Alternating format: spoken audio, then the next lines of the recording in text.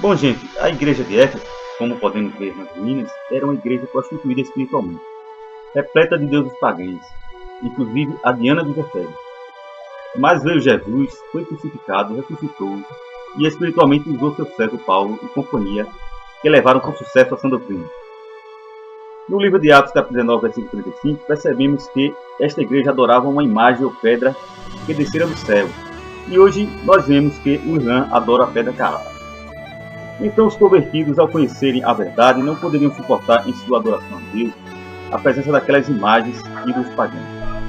Certamente faziam seus cultos a Deus lá por perto, porém longe daqueles ídolos, que vieram a ser quebrados. E isto explica os 7 incêndios que tivemos nesta igreja.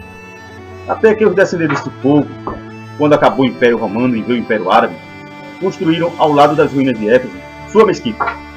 Interpretando então a carta à igreja de Éfeso, concluímos que Jesus está falando com o que é hoje islamismo, cujos seguidores são os muçulmanos. Apocalipse capítulo 2, versículo 1. Escreve ao anjo da igreja que está em Éfeso: Isto diz aquele que tem na sua destra as 7 estrelas, os anjos das 7 estrelas, que anda no meio dos 7 castiçais, os 7 deuses da água. Apocalipse capítulo 2, versículo 2. Eu sei as tuas obras, e o teu trabalho, e a tua paciência, e que não pode sofrer o mal. E puseste à prova os que dizem ser apóstolos e não são, e tu os achaste mentirosos. Percebemos aqui, gente, que Jesus incrivelmente via na sua visão profética o que aconteceria com a conversão ao cristianismo através de Paulo aos descendentes de Ismael. Jesus viu as suas obras futuras, viu que os árabes, com paciência, depois de terem suportado os anos do Império Persa, Romano e Bizantino, implantaram entre os séculos 6 e 7 um vasto império surgido no deserto arábico que se expandiu desde a China até a Europa. Este império, também conhecido como a Guerra Santa contra os fiéis, pois combatia a idolatria e, assim quebrando muitas imagens de Deus, também pregava a fé em um único Deus, se colocando contra o politeísmo e o paganismo.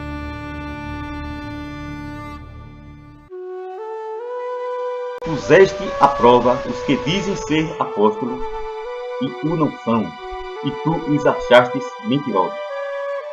No ano 711, o Império Islâmico chegou na Espanha e lá se confrontaram com a Igreja Católica. Nesta época, o Papa era Gregório III, que dizia ser apóstolo de Cristo e sucessor do apóstolo Pedro. Porém, não convenceu os muçulmanos, que o acharam mentiroso, pois se via em sua igreja católica muitos ídolos, adoração ao sol, paganismo e até politeísmo. Então, este Papa, falso apóstolo, não condizia com a sã doutrina. Pediu logo apoio aos lombardos, que o ajudaram a se proteger do islamismo. Em 732 tivemos a Batalha de Poitiers, com Carlos Martel, mordomo ou prefeito dos francos, dando apoio ao Papa Gregório III e impedindo a invasão islâmica sobre o resto da Europa. No ano 739, Carlos Martel se recusa a ajudar o Papa, que se encontra ainda ameaçado pelos lombardos. Isto influenciou os próximos papas, que estabeleceram domínio ou aliança sobre o povo franco. Em 751, o Papa Zacarias coroou Pepino III o Breve. E em 768, o Papa Leão III coroou Carlos Magno. Estava a Igreja Católica aliada com os francos contra a ameaça islâmica. E está maravilhosamente explicado o puseste à prova os que dizem ser apóstolos, mas não são, por não estarem na perfeição da palavra de Deus. Apocalipse capítulo 2, versículo 3. E sofreste e tens paciência, e trabalhaste pelo meu nome, e não te cansaste. É verdade, gente, o islamismo sofreu muito na Europa sob o domínio dos francos e outros povos lá que não aceitavam isso. E até mesmo o Papa. Mas não desistiram, antes foram pacientes e trabalharam pelo nome de Jesus, defendendo a fé em um único Deus, combatendo a idolatria, o politeísmo. Apocalipse capítulo 2, versículo 4. Tenho, porém, contra ti que deixaste a tua primeira caridade. Em outras interpretações, o teu primeiro amor. Exatamente.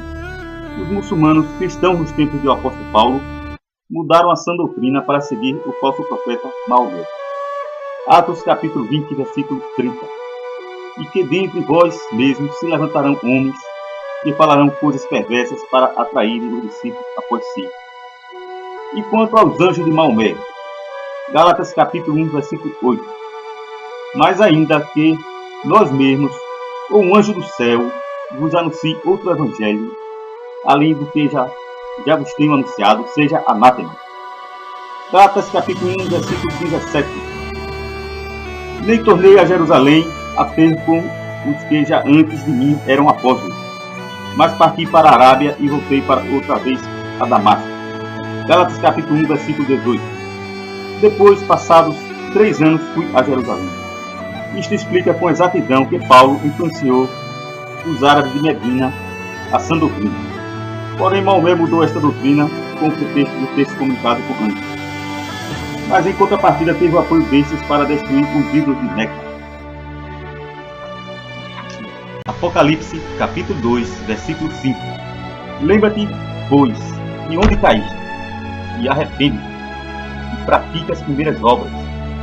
Quando não, brevemente a ti virei, e tirarei do seu lugar o teu castiçal, se não te arrepender.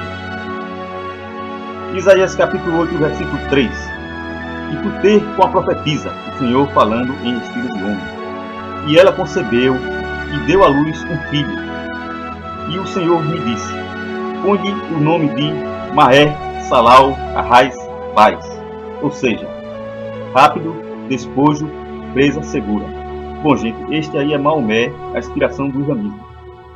Isaías capítulo 8, versículo 6.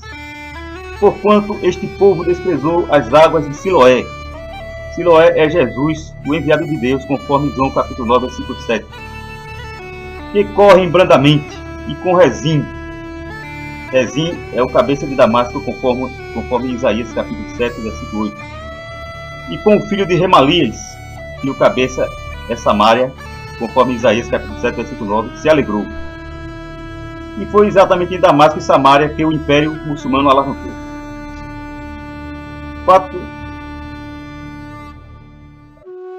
Resumindo, gente, o Islã caiu na pedra angular. Isaías capítulo 8, versículo 14.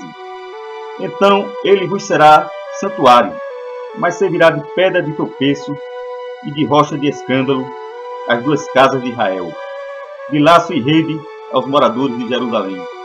Versículo 15. E muito dentre eles tropeçarão e cairão e serão quebrantados e enlaçados e presos.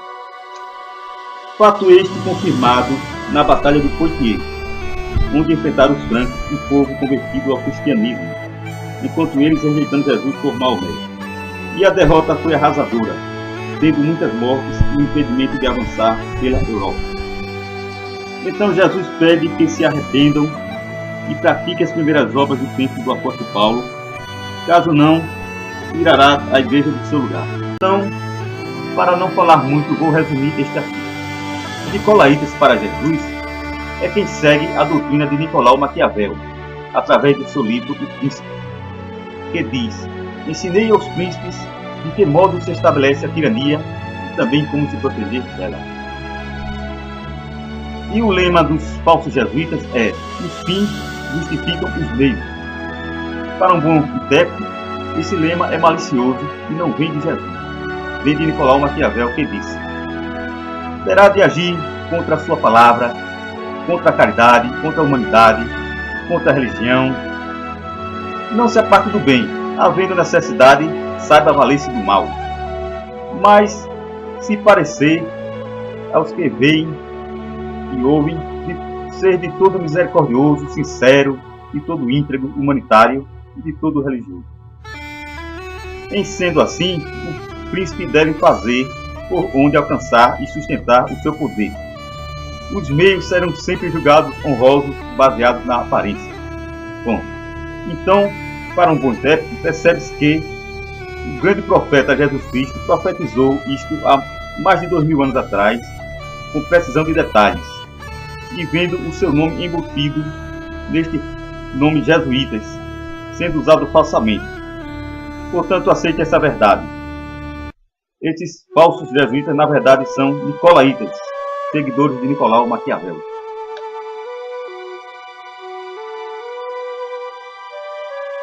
Apocalipse, capítulo 2, versículo 7. Quem tem ouvidos, ouça o que o Espírito diz às igrejas. Ao que vencer, dar-lhe-ei a comer da árvore da vida, que está no meio do paraíso de Deus. Apocalipse, capítulo 22, versículo 14. Bem-aventurado aqueles que lavam as suas vestiduras no sangue de Jesus, para que tenham direito à árvore da vida e possam entrar na cidade pelas portas. Apocalipse capítulo 22, versículo 15. Ficarão de fora os cães e os feiticeiros, e os que se prostituem, e os homicidas, e os idólatras, e qualquer que ama e comete a mentira. Apocalipse capítulo 22, versículo 16. Eu, Jesus, enviei o meu anjo para vos testificar estas coisas nas igrejas. Eu sou a raiz e a geração de Davi, a resplandecente estrela da manhã.